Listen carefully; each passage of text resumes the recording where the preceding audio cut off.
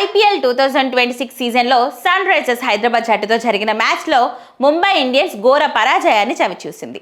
Mumbai Indians నిర్దేశించిన 244 పరుగుల భారీ లక్ష్యాన్ని సన్ రైజర్స్ జట్టు మరో 8 బంతులు మిగిలి ఉండగానే ఛేదించింది.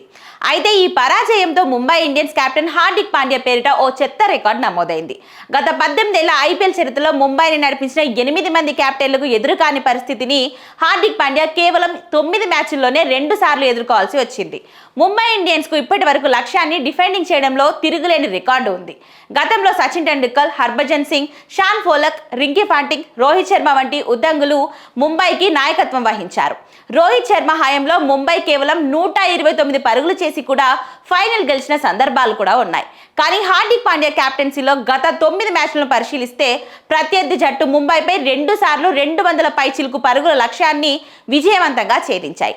ఐపీఎల్ 2025 క్వాలిఫైయర్ 2లో పంజాబ్ కింగ్స్ మొదటిసారి ముంబైపై 200 చీలుకు స్కోర్ను చేయగా, ఇప్పుడు సన్ రైజర్స్ 244 పరుగుల భారీ లక్ష్యాన్ని ఛేదించి ముంబై బౌలింగ్ బలహీనతను భయపెట్టింది.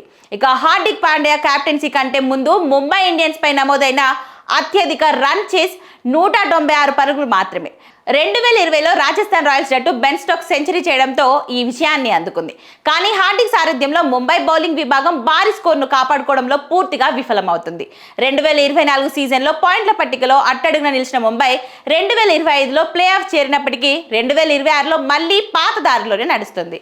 ప్రస్తుత సీజన్లో 9 మ్యాచ్లు ఆడిన ముంబై కేవలం 2 విజయాలతో 9వ స్థానంలో కొట్టుమిట్టాడుతుంది. గుజరాత్ టైటన్స్ ను విజేతగా నిలిపిన హార్దిక్ పాండ్యాను 5 సార్లు ఛాంపియన్ రోహిత్ శర్మను తప్పించి మరీ ముంబై యాజమాన్యం కెప్టెన్ గా నియమించింది. అయితే ముంబై లెగసీని కాపాడడంలో హార్దిక్ పాండ్యా విఫలమవుతున్నాడని గణాంకాలు చెప్తున్నాయి.